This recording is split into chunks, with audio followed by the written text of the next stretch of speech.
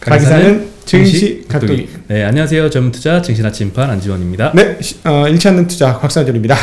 네, 오늘 드디어 3,300포인트를 돌파했습니다. 옛날에 내가 4,000까지 한번 얘기했다가 댓글에서 네. 스토커 생겨가지고 계속 저를 욕하셨어요. 근데 저는 지수는 별로 중요한 것 같지는 않은데 한국 증시가 뭐 왜 못 올라가겠어, 올라가려면 올라가지, 이렇게 돈이 많은데 그래도 3,300을 돌파했으니까 하나 둘 셋 만세!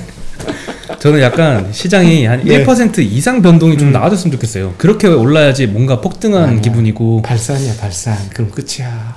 근데 이게 좀 약간 너무 약간 뭐라고 해야 될까요? 좀 심심한 사상 최고치만 너무 계속돼가지고. 이번에 특징이 뭐냐면요, 주도주가 있습니까? 주도 업종이 있습니까 지금? 주도주가 딱히 없죠.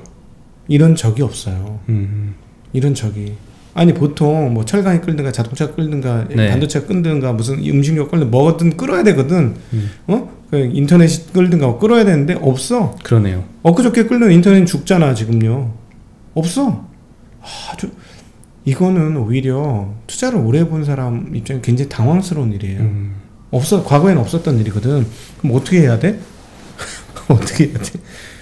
굉장히 어려운 거지. 그러네요. 굉장히 어려우니까 오히려 경력 많은 사람들이 멍미? 막 지금 멍 때리고 있는 상황일 수도 있어요. 그러니까 사실은 저희가 이제 드릴 수 있는 말은 이거 이렇게 오랫동안 투자했던 사람도 이건 멍미하는 이런 입장에서 뭔가 흐름을 잡아가지고 한다는 거 에이 안 되고, 그럼 뭐 어떻게 그냥 그냥 적당하게 싼 주식 중에 이익 증가하는 거 잘 잡아서 운이 좋으면 가는 거고 운이 없으면 안 가는 거고 그런 거지 뭐. 운을 기다리는 수밖에. 그쵸. 일단 종목 선택을 잘 하고 그 다음에 올라주길 기다려야죠. 네. 그러니까 결론 그거밖에 없는 것 같아요. 그래서 운이 좋으셨어요 오늘? 오늘은 좋았던 것 같습니다. 나는 6월 30일까지만 좀 어떻게 좀 해줬으면 좋겠어요. 이렇게. 지난해 한 일주일간 막 뻥뻥 빠지니까 타격이 크더라고요. 그쵸. 힘들었어요. 힘들었는데 어쨌든 그러니까 운을 좀 기다릴 수밖에 없네. 기다려보죠 한번. 근데 제가 어제 그 인포맥스 나가서도 얘기했습니다만 예전부터 이거는 옛날 3% 나왔을 때부터도 얘기했는데 모든 자산 가격이 다 싼데 다 비싼데 하나 싼 자산 가격이 장내시장이에요. 장내시장만 싸. 장내시장이라고 얘기한 줄 알았어요. 장내시장이요? 네, 코스피 코스타. 주식시장만 쌉니다. 네, 장내식장. 주식시장이 장내식장이 됐어. 근데 어쨌든 여기만 싼데 이게 바로 잡힐 수 있죠. 충분히 바로 잡힐 수 있다고 봅니다. 네, 바로 잡히길 바랍니다. 오늘 코스피는 0.5% 올라서 마감했는데요. 코스닥은 마이너스 0.05% 소폭 떨어졌습니다. 개인 투자자들이 코스피에서는 또 오르니까 많이 매도를 했습니다. 8천억 매도를 했고요. 코스닥에서는 700억 매수했습니다. 외국인은 코스피에서 2,500억 매수했고요. 코스닥은 200억 매수. 기관은 코스피에서 6천억 매수했고요. 코스닥에서는 700억 매도했습니다. 네, 그러니까 확실히 미국에서 봉인해제 해주시니 달리는 거야. 네.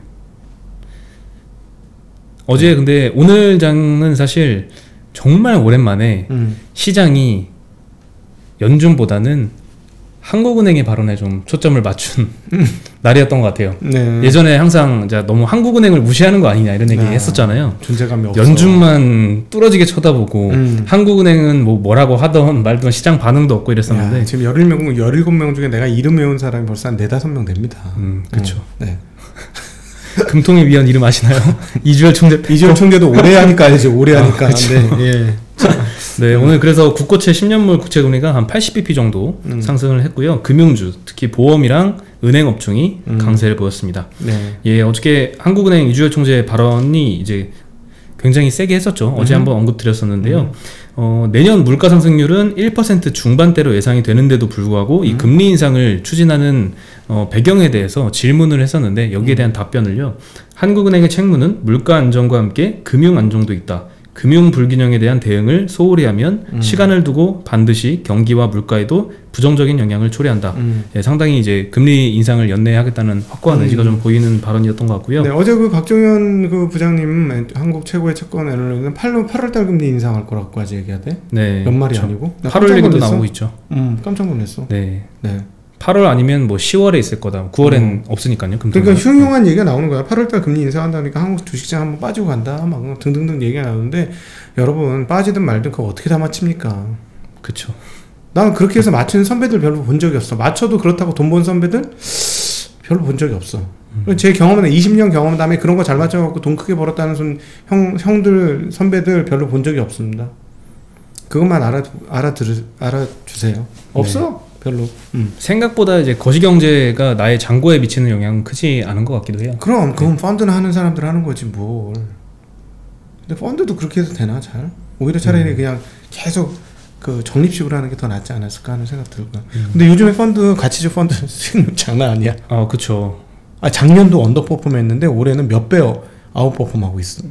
올해 수익률이 연초부터 해가지고 뭐 한 20-30% 되는 게 거의 더 높은 것도 있죠. 깜짝 놀랐어요.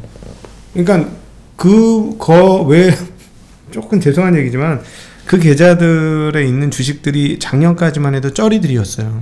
그렇죠. 쩌리들 반란들이 지금 일어난 거죠. 사실은 그 쩌리 주식과 함께 그분들이 쩌리 취급을 상당히 오랫동안 받았어. 어떤 분은 퇴직까지 하셨지 않습니까? 그럼요. 은퇴? 네. 업계 은퇴? 한때 정말 날리던 분이셨는데. 다른데 이제 새로 창업을 하신 걸로 알고 있습니다. 아, 그렇습니까? 네.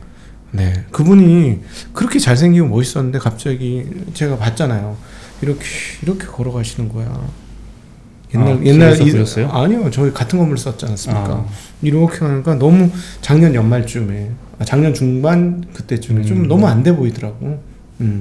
그렇군요. 네. 이제는 또 잘 되시겠죠. 네, 잘 되셔야죠. 네, 그런 분들 잘 되시는 걸 건투를 빕니다. 네. 그리고 이제 GDP 중에서도 실제 GDP 수치와 잠재 GDP와의 차이를 GDP 갭이라고 하잖아요. 2012년부터 계속 GDP 갭은 마이너스를 보였거든요. 네. 잠재 성장률만큼 경제가 성장을 못하고 있는 거죠. 근데 이제 이주열 총재가 Q&A 시간에 이제 내년 상반기에는 이 GDP 갭이 플러스 전환할 것이다 라고 얘기를 했습니다. 뭐 거의 10년 만에 플러스 전환하는 것 같습니다. 국내 경제의 성장세가 예상보다 빠르다고 강조를 했고요. 한국은행의 경제 성장률 전망치는 올해는 4%, 내년도에는 3% 정도입니다. 네, 이제 금리 인상에 대한 준비도 좀 포트폴리오에 반영을 해야 될 것 같습니다. 그렇죠. 자, 이제 금리가 그리고 워렌 버핏 할아버지가요, 배울 게 뭐냐면, 워렌 버핏 할아버지, 어제도 잠깐 방송 나가서 얘기했는데, 워렌 버핏 할아버지는 우리가 일반적으로 생각하는 주식 투자자 개념으로 하면 이해가 안 돼요. 그분은 이제는 그 시드 캔디 이후 아주 급격하게 사업가로 변신을 했고, 어떤 분이 하면 그냥 M&A 전문가다라고 보셔도 될 정도로 그게 오히려 이해가 빨라요. 회사를 사는 입장이에요. 그러니까 무조건 회사를 통으로 다 사버려. 왜냐하면 그 회사가 그 운영이 잘 되는데 증여, 상소, 그 다음에 재무관리 이런 거에 너무 스트레스 받아. 그런데 그런 스트레스 안 받고 나는 일만 열심히 하고 싶어 하는 회사들 주로 삽니다. 그렇죠. 그러니까 어떤 성향이 있냐면 항상 현금을 마련했는데 생각보다 굉장히 많은 현금을 마련해 놓고 있어요. 점점 많아지고 있어, 그 양이. 그래서 그 갑자기 경기가 나빠져서 도산 위기 막 이런 것들이 닥쳤었는데 회사가 되게 건실해. 그러면 그런 스트레스 받는 회사가 워렌 버핏한테 가서 저희 회사 좋은데 잘할 수 있고 나도 계속 하고 싶은데 재무적으로 너무 어려운데 어떻게 하죠? 이러면 딱 보고 괜찮아, 그냥 바로 사버리는 현장에서. 그렇죠. 15분 얘기하고. 그러니까 근데 그렇게 하기 위해서 현금 항상 마련하시는 분이라서 워렌 버핏의 현금량과 지금 우리 같은 일반 주식 투자자의 현금량은 좀 다를 수밖에 없다고 봐요. 그거는 그런데 그래도 어쨌든 현금 보유 비중을 갖고 있는 훈련을 하는 것은 꼭 필요하다는 말씀을 드리고 싶습니다. 늘었다 줄었다는 괜찮지만 아예 없는 것보다는 조금 있게 하시는 건 어떨까 하는 생각이 듭니다. 네, 근데 그런 분이 많지는 않은 것 같아요. 최근에 신용장고 올라오는 거 보니까 무섭더라고요, 수치가. 예, 신용장고가 계속 올라오면 여러분 그건 주의하셔야 되는 거예요. 저희는 사상 최고치니까 이 말씀을 드리는 겁니다. 네. 돈 버는 채널은 이래야 되죠. 그렇죠. 그죠. 남들 하하 너무 좋아 막 이럴 때 그때 우리는 경계.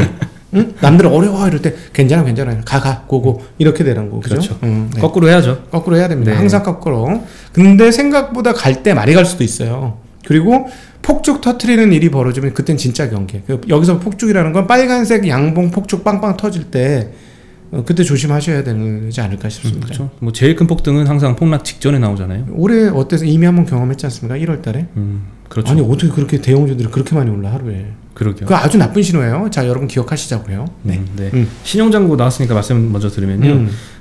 작년 12월 말에 신용잔고가 이제 코스피 코스닥 합쳐서 19조 2천억이었거든요.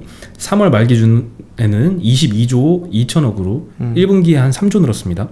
그리고 이제 6월 23일 기준으로는 26조 7천억이거든요. 2분기에 4조 이상 늘었습니다. 네. 1분기보다 2분기 증가 속도가 더 빠른 거죠. 네. 1분기에 그렇게 많이 늘었는데 훨씬 더 빨랐고요. 그러니까 어떤 면에서 보면 이걸로만 보면, 이 관점으로 보면 코스닥이 안 오른 이유는 너무 신용이 많아.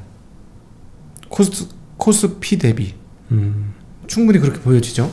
네. 네. 그리고 한국은행이 요즘 빚 걱정을 굉장히 하고 있는데요. 주식시장뿐만 아니라 청년층의 소득 대비 부채 비중이 작년 말 기준으로 24%포인트 전년 동기 대비 늘어났다고 합니다. 근데 24%가 얼마나 많이 는 거냐면요. 같은 기간에 40대와 50대가 13%, 6% 늘어났다고 합니다. 근데 2030은 훨씬 더 많이 늘어난 거죠.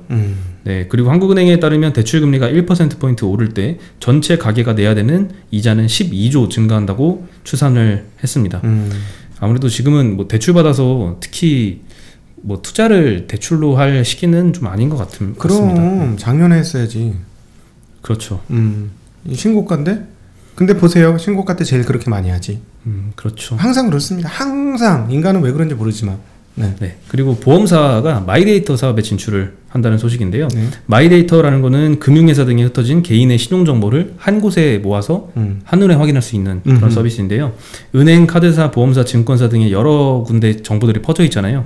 이거를 한 군데서 볼 수 있으면 이제 여러 금융회사들의 금융상품을 비교하고 나한테 딱 맞는 상품을 선택할 수 있는 편의성이 있죠. 소비자 입장에서.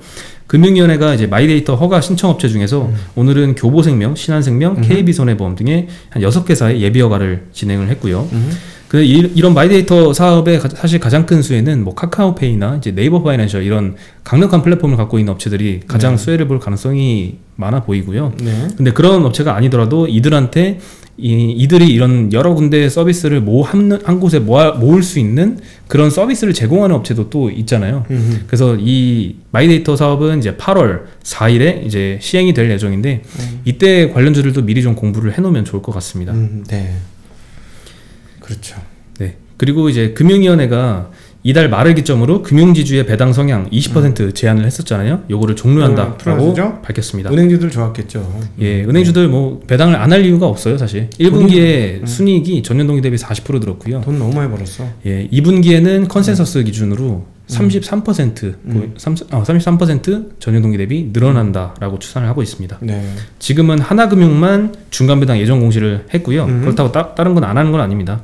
주식회사 정관에 분기배당을 할 수 있다라고 명시가 되어 있다면 굳이 중간배당 예정 공시를 하지 않아도 분기배당이 가능합니다. 신한지주랑 KB금융이 여기에 해당이 되고요. 다만 우리금융은 중간배당 예정 공시를 배당 2주 전까지는 해야 됩니다. 근데 6월 배당은 그래서 안 되고요. 7월에 배당할 수도 있다라는 얘기도 나오고 있습니다. 네. 신기하네요. 네. 시점이 6월 말은 아니지만 뭐 언제든지 배당은 할 수 있나 봐요. 하기야 미국 같은 경우 금융주들 중에서는 매달 배당하는 경우도 있죠. 매달. 그렇죠. 네. 네. 그런 회사들이 꽤 많죠. 많죠. 네. 수익률 장난 아니야. 그렇죠. 그리고 뭐 분기 배당이라고 해도 꼭 3, 6, 9, 12월에 하라는 보장도 없잖아요. 다른 월에 해도 되고요. 네. 네. 그리고 작년 배당이 그 전년에 비해서는 굉장히 적었기 때문에 그 전 수준을 이전에 못한 것까지 다 합해가지고 훨씬 더 많이 할 거다라는 예상이 좀 나오고 있고요. 그리고 올해 배당 수익률이 지금 기준으로 봐도 5% 정도는 나오는 것 같습니다. 은행주들이. 네, 맞아. 보험주들도 그렇고요. 옛날에 예를 들어 뭐 스타벅스 커피 먹을 때 스타벅스 주식을 사야 되는 것처럼 은행 예금을 하기 전에 은행 주식을 사야 되는 거 아닙니까? 그렇죠. 반만 그렇죠 해주세요. 주가가 빠질 수도 있으니까. 그럴 수도 있죠. 네, 네 감사합니다. 네. 그리고요, 저희 각도기 TV에서 예전에 ISA 계좌 얘기 한번 했었잖아요. 예. 만드신 분들은 이 배당을 많이 주는 주식 같은 경우에는 특히 6월 말 기준으로 중간 배당을 받는다면 이 IS 계좌로 그 주식을 갖고 있는 게 유리합니다. ISA 계좌야 은행 증권 같은 그 배당 많이 주는 금융주 쪽을 갖고 계실 거면 ISA로 있어라. 네. 일반 계좌보다 배당 소득이 200만 원까지는 비과세잖아요. 네. 근데 2천만 원밖에 1년에 못 넣으니까 200만 원까지 받지도 못하니까. 네, 올해는 뭐 못 받네. 네, 근데 뭐 전체 배당이 비과세라고 할 수 있죠. 아, 그렇지. 근데 이제 다른 계좌에서 배당을 많이 받으시는 분은 금융소득 종합과세에서 빠지니까 그건 의미가 그렇죠. 있겠죠. 네. 잘했습니까? 나도 금융인이야. 주식만 하는 게 아니고 나도 세금 조금은 알아요. 그러네요.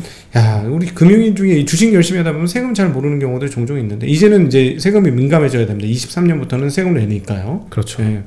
세금이 또 공부하면 공부할수록 어렵죠. 어렵죠. 아니, 왜냐면 맨날 바뀌어서 그래. 매년 바뀌어. 그것도 매년. 있죠. 네.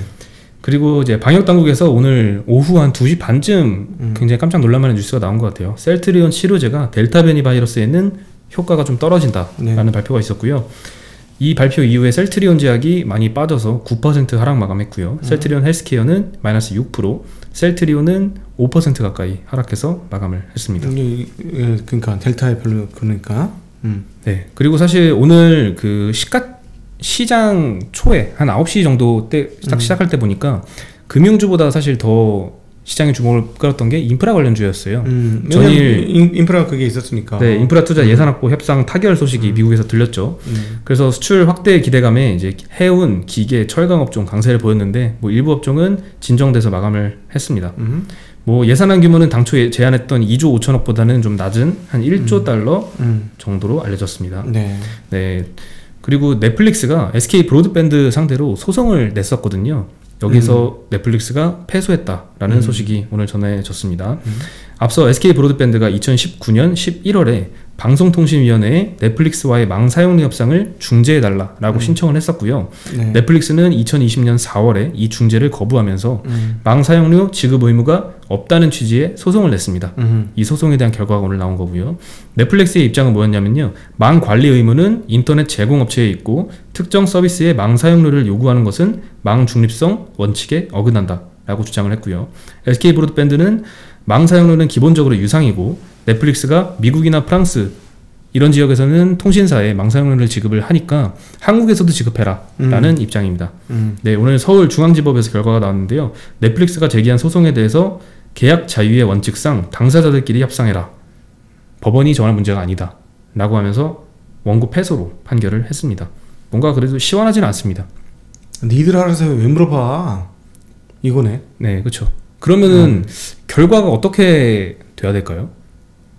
계속 싸우겠지. 협상해야죠. 어느 선에서 야, 그래, 요 정도 해서 중간에 금 딱 긋자.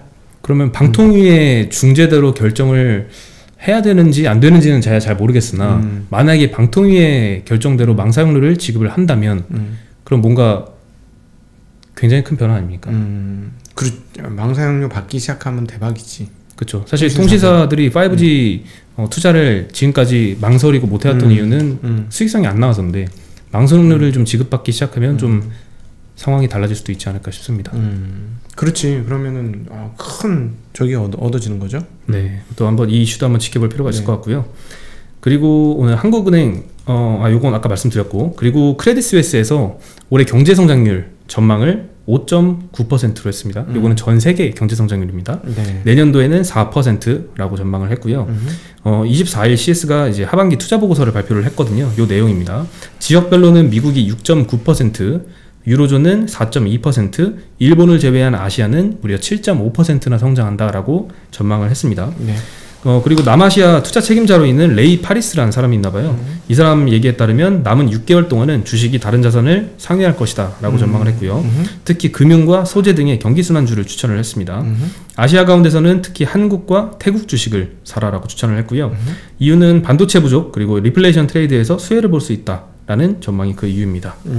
그리고 또 이 부분은 조금 의아했던 부분인데요. 테이퍼링이 2022년까지는 나오지 않을 것이고 금리는 2023년까지는 동결할 것이다 라고 전망을 했습니다. 아닐 것 같은데? 그렇죠. 다소 이제 일반적인 전망과는 굉장히 다른 전망인 것 같아요. 너 옛날에 쓴 거 아닌가? 3주 전에 보고서? 어제 발표한 보고서인데 2주 전에 이 부분을 수정 안 하고 하지 않았 2주 전에 썼는데 그렇죠. 방대한 거라 옛날에 써놓은 거 그럴 수도 있지. 근데 사실 뭐 이런 게 그 애널리스트 보고서를 보는 묘미 아닌가요? 서로 굉장히 다른 상반된 주장, 약간은 말이 안 돼 보이지만 어쩌면 그게 또 맞을 수도 있고. 근데 뭐 채권 10년물 금리 보면은 쉽게 금리를 올리기도 만만치 않은 거는 좀 사실이지. 이 디플레이 함정 속에 빠져 있는 것도 분명히 보이는 대목이긴 하죠. 네. 네. 결과가 한번 궁금합니다. 네. 그리고 마지막으로 코로나 백신 1차 접종자가 1,520만 명을 돌파를 했고요. 요거는 오늘 오전 기준이라서 아마 더 많이 맞았겠죠. 네. 그리고 30%를 넘어섰습니다. 많이, 야. 40, 50대만 버려졌다는 거 아닙니까, 지금? 그럼 40, 50대는 못 맞고 있어. 지금 뭐 고등학생도 이제 신청을 하는 것 같아요. 그러니까 40, 50대가 버려졌다. 저희 양보하겠습니다. 조금만 기다려 주시죠. 괜찮습니다. 양보하겠습니다. 네, 사회 공익을 위해서 늦게 맞겠습니다. 알겠습니다. 괜찮습니다. 운동하러 가야지. 네. 네. 아주 그럼 기분 좋은 금요일인데요. 네. 여러분 주말 아주 행복하게 잘 보내시고 저희는 여기서 인사드리도록 하겠습니다. 네. 안녕.